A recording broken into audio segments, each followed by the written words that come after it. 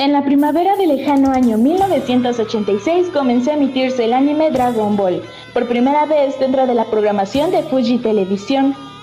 En ese tiempo, lo único para llevar la obra maestra de Akira Toriyama a los espectadores era la animación tradicional.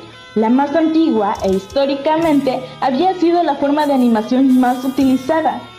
La animación tradicional es una técnica en la que cada cuadro se dibuja a mano con un pincel en hojas de celuloide transparentes, y estas se colocan sobre una imagen de fondo estática para crear una imagen compuesta. Después se mandaban a fotografiar para hacer una película. La franquicia de Dragon Ball en los años 80 y 90 fue animada de forma tradicional en láminas de celuloide, en la que resalta un estilo único, pues todo se realizaba a manos del artista utilizando lápices, pinceles y tinta. Muchos mencionan el hecho de que prefieren la animación tradicional en comparación a la actual, en especial refiriéndose a la estética y tipo de diseño que los animes retro tenían. Además de que eran visualmente más artísticos, calidad que solo se consigue al utilizar celuloides.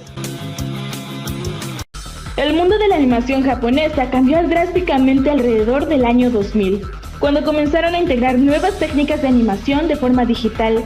Al día de hoy ya no existe una sola empresa de animación que utilice celuloides para hacer anime de forma tradicional. Esta antigua técnica es la que dio a conocer en muchas partes del mundo el estilo japonés, que fue bien aceptado por su estilo visual tan atractivo y original, mismo que llevó a la cúspide a la franquicia Dragon Ball. Es por ello que en esta ocasión vamos a conocer un poco más sobre esta técnica y cómo le dio vida al manga de Dragon Ball Z. Toei Animation fue quien llevó Dragon Ball a televisión abierta en Japón. Para esto, tomó como base el manga que se encontraba todavía publicándose en la revista Shonen Jump, dibujado por un joven mangaka llamado Akira Toriyama, quien entusiasmado plasmaba en papel todos esos combates que emocionaban y atrapaban a los espectadores, quienes esperaban ansiosos el próximo capítulo. Este mismo manga es el que se tomaría como material de origen para llevar a pantallas chicas el anime que, sin saber, se convertiría en todo un clásico y parte de la cultura popular.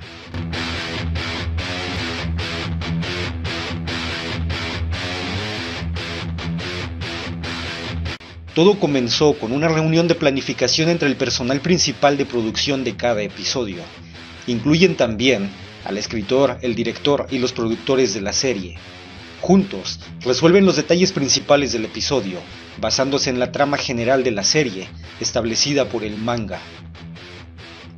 Durante la reunión, se establece qué cantidad de material de origen se cubrirá con cada episodio.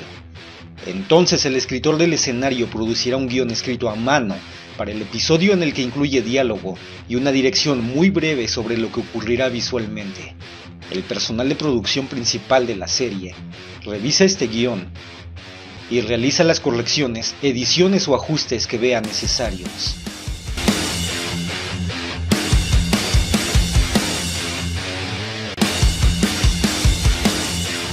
Basado en el guión final, el director del episodio crea un guión gráfico, un conjunto de bocetos que detallan todo el episodio, un guión visual.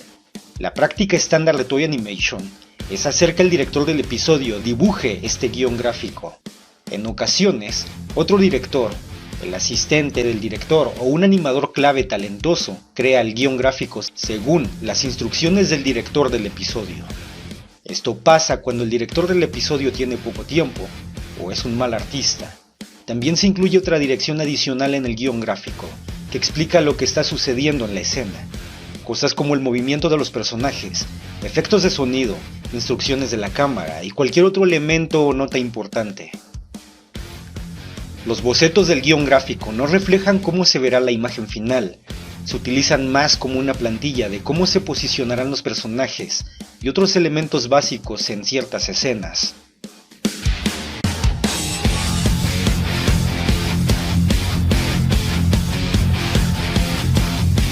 Con el guión gráfico en mano, el director asigna los cortes del guión gráfico a los animadores clave independientes. En ocasiones, se dibuja una secuencia específica del guión gráfico con un animador particular en mente, y este puede ser el único corte que se le asigne, pero generalmente A un animador clave se le asignará una secuencia de corte. La mayoría de los cortes se asignarán en función del talento de los animadores disponibles, pues algunos se especializan en dibujar explosiones, mientras que otros son realmente hábiles para dibujar escenas de acción.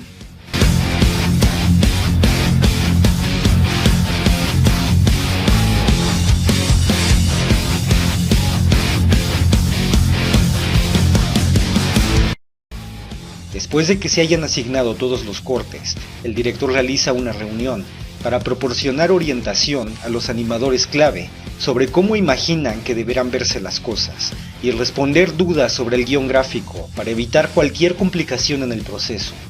Los animadores clave crean diseños más detallados para sus cortes asignados. A diferencia del guión gráfico, los diseños aquí se dibujan con precisión, tal cual debe verse el producto final. Este diseño servirá para las siguientes etapas de animación.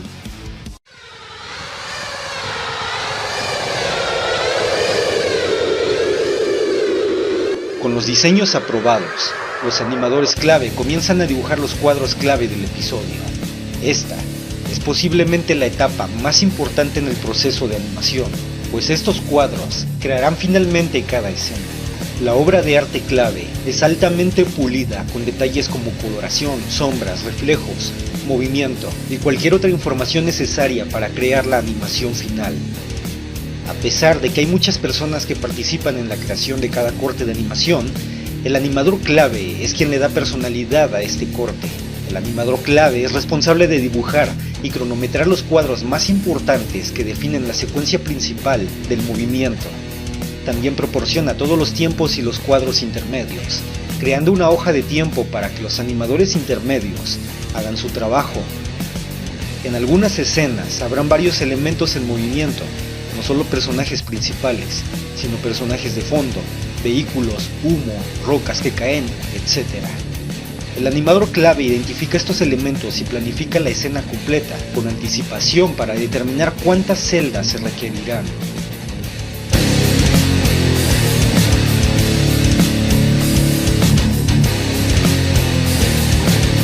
Los dibujos de animación clave identificados y aprobados se envían a los artistas de animación intermedios para comenzar a dibujar los cuadros que faltan entre estos cuadros de animación clave.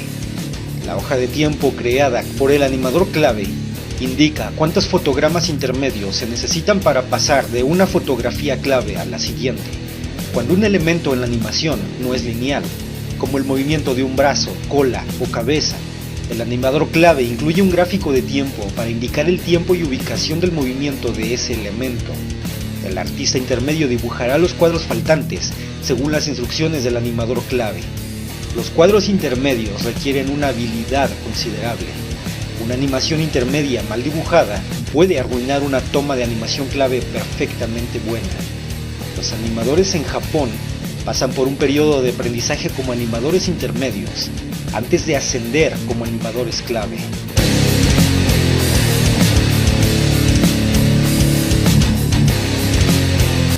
Un artista de toques finales pinta una réplica exacta de cada dibujo en una hoja celuloide transparente, utilizando un escritorio retroiluminado.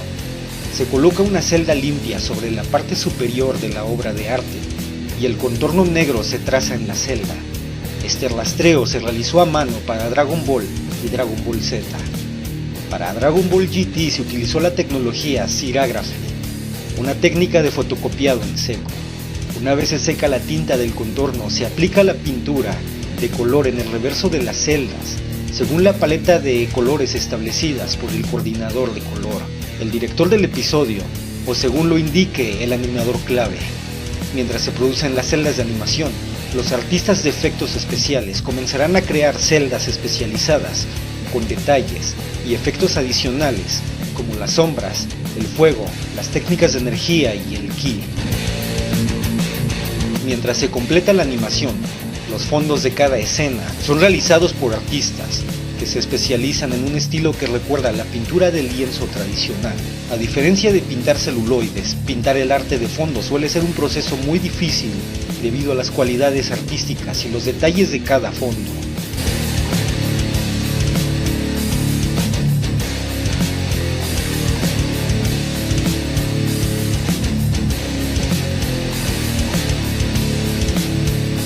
Cuando se completa un corte de animación, sus celdas y todos los materiales de referencia correspondientes se empaquetan y se mandan al fotógrafo.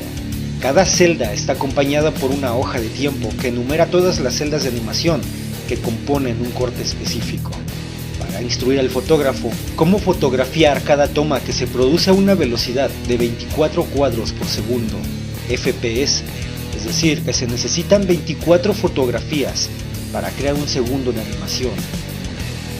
Una vez que se desarrolla el negativo de la película de 16 milímetros, se envía al editor para su procesamiento. Como cada corte de animación se fotografía a medida que se completa, muchos cortes se reciben fuera del servicio y en distintos rollos de películas. Es trabajo del director clasificar todas las imágenes, colocando cada corte en orden correcto, como se identifica originalmente en el guión gráfico del episodio. El editor une estas secuencias fotográficas de la película de 16 milímetros en un solo rollo de película, creando así el film master del episodio. Después de eso vendrían los efectos de sonido, banda sonora, doblaje. Esta técnica de animación fue utilizada hasta el año 2002, cuando la casa animadora Toei Animation dejaría de lado las prácticas tradicionales y produciría animación completamente digital. Actualmente, esta digitalización permite ahorrar en materiales, además de brindar una edición más fácil, aunque el proceso general y los estrictos cronogramas de producción permanecen prácticamente igual. Espero este video te haya ayudado a aclarar este tema. Déjame en los comentarios cuál animación prefieres, el estilo actual o el tradicional. Detrás del micrófono Evans, cambio y fuera.